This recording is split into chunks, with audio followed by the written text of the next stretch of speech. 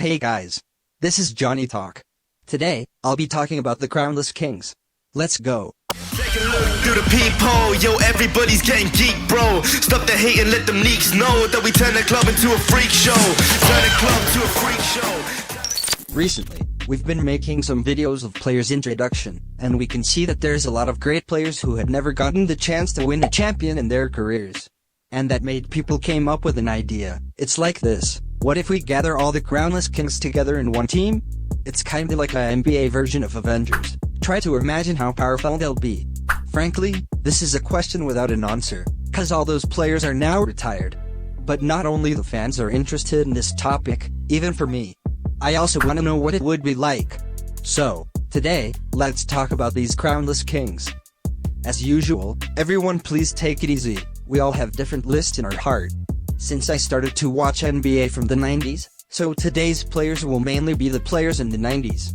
Today, we will divide them into 3 all-crownless kings teams, just like all NBA team. So let's get started. The first team of all-crownless kings team. John Stockton will be the point guard. I think no one would disagree with this, cause he's the best assist and steal leader in the history. Second, his total assists is 15,806, which is very difficult to surpass. Then, our shooting guard in this team will be Allen Iverson. In his career, he got Rookie of the Year award, shooting leader and also MVP of the year. The champion is the only thing he didn't get. Don't forget his gorgeous style, and what made all the fans love him so much is his attitude. He even brought the street style to NBA. We can see he did have some influence.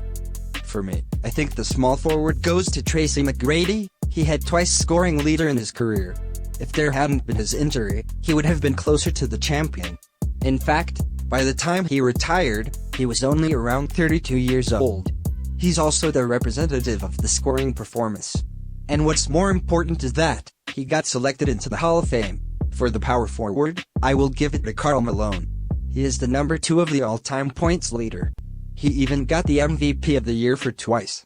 So I put it in the first team as absolutely a good choice. Patrick Ewing, as one of the best centers in the 90s, will of course be the center in this team. Even though he's one of the best centers in the 90s, he did not get the champion. As for the second all-crownless kings team, the point guard will be Steve Nash. He had MVP twice and once was the leader of 50-40-90 club. So it's reasonable to put him in the second team. And shooting guard will be Reggie Miller. He's definitely in the top 10 when it comes to the performance at the crucial moment. And that's why even though he didn't get a lot of achievements in his career, he's still one of the best shooters. Small forward will be Dominique Wilkins. He once played the most fascinating slam dunk game with Michael Jordan. He got numerous awards in his career. He had not only the shooting leader achievement, and also got selected into All-NBA team 3 times. He has the average of 24.8 points per game in his career. This is the 14th place in the NBA, but he didn't have the champion. As for power forward, I'll choose Charles Barkley. He once got the MVP of the Year award and numerous awards. During the 90s, no matter from which perspective, he's one of the best power forwards in the history of NBA. And Dikembe Mutombo will be the center. He got NBA's Defensive Player of the Year award, POY for short, for 4 times. In 2000, he and Allen Iverson brought Philadelphia 76ers all the way to the championship together. But then they lost to Los Angeles Lakers. But for his performance of defensive, there's absolutely no doubt for him to be in this team. Now we're here to talk about the third all-crownless kings team. My choice for the point guard will be Kevin Johnson. He got the record of 20+10 for 3 seasons in a row. He has the average of 9.1 assists per game in his career, which is the 7th place in the league. In the playoffs of 1993, he and Charles Barkley brought Phoenix Suns all the way to the championship. But they lost to Chicago Bulls in the end, and at that time, the Bulls was led by Michael Jordan. Yes, Michael Jordan again. As for shooting guard, I would say Vince Carter. Even he hasn't been officially retired, but he already announced that this would be his last season. So that basically means Atlanta Hawks has no chance for the playoffs this year. Grant Hill will be the small forward in this team. The first reason is because he got selected into the Hall of Fame. It means most of people still appreciate him. The second reason is because he perfectly interpreted the role of small forward before he got injured. So that's why I chose him. As for power forward, I chose Chris Webber. In the beginning of 2000, he was one of the power forwards that every team wanted to have. He was on the par with Kevin Garnett, Tim Duncan, Rasheed Wallace, Dirk Nowitzki. His passing skill was really outstanding, but Sacramento Kings lost to the Lakers in the playoffs 3 years in a row. And that made Chris Webber never got the chance to win the champion. For the center, I chose Yao Ming. He once got the most votes for the All-Star game and also got selected into All-NBA team for 5 times. He's definitely one of the most important player in the history of Houston Rockets. He retired at age 30 due to his injury, but what he left is the average 19.9.2 rebounds per game, and also got selected into the Hall of Fame. Okay, this is my list for All-crownless Kings team, but we all know there are more than this. So next, we'll be talking about those amazing players that we didn't mention before. The first one will be Tim Hardaway. In fact, he was one of the best players at dribbling in the 90s. Not even mention his crotch dribble.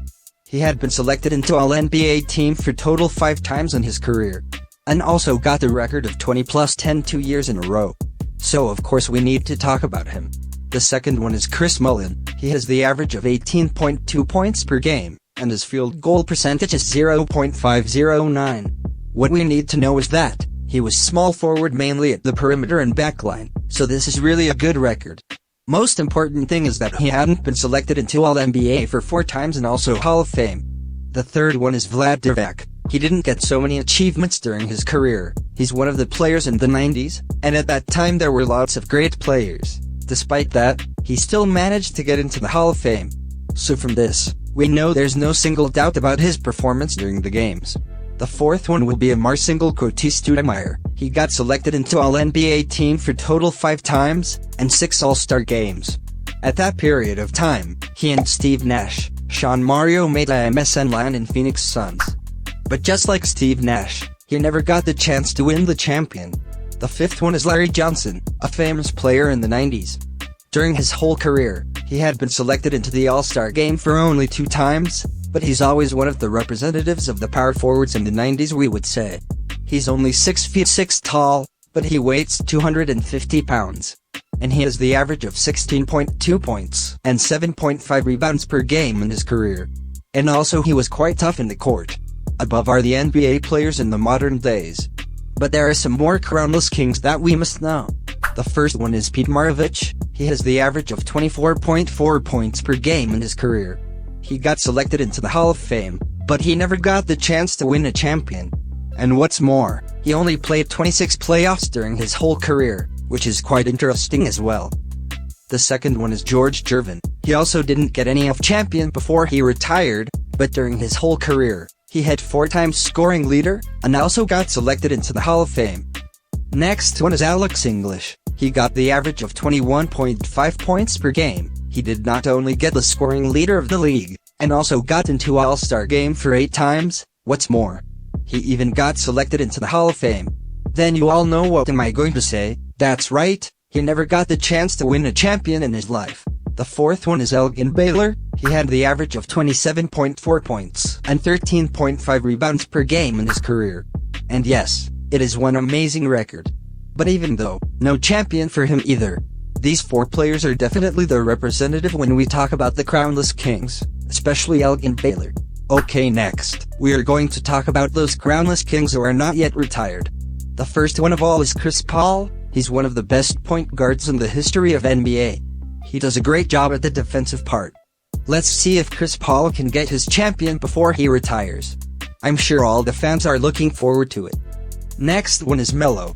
He's in the top 20 of the career per game rank.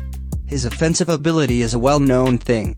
He once had no game to play and he's now age 35. We wonder if he can get the champion before he retires.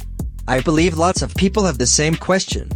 Then, the third one is Dwight Howard. During the whole career, he had lots of awards, including NBA's Defensive Player of the Year award for 3 times, and got selected into All-NBA team for 8 times. But he's nearly 35 years old now. Let's see if he can get the champion. These 3 players all have one thing in common, and that is their age.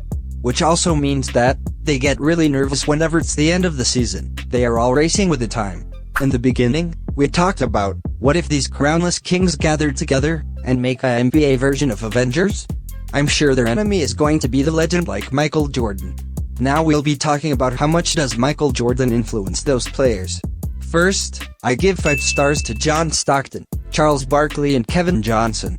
Cause these 3 people had been to the stage of championship, but they all got defeated by the Bulls, which were led by Michael Jordan.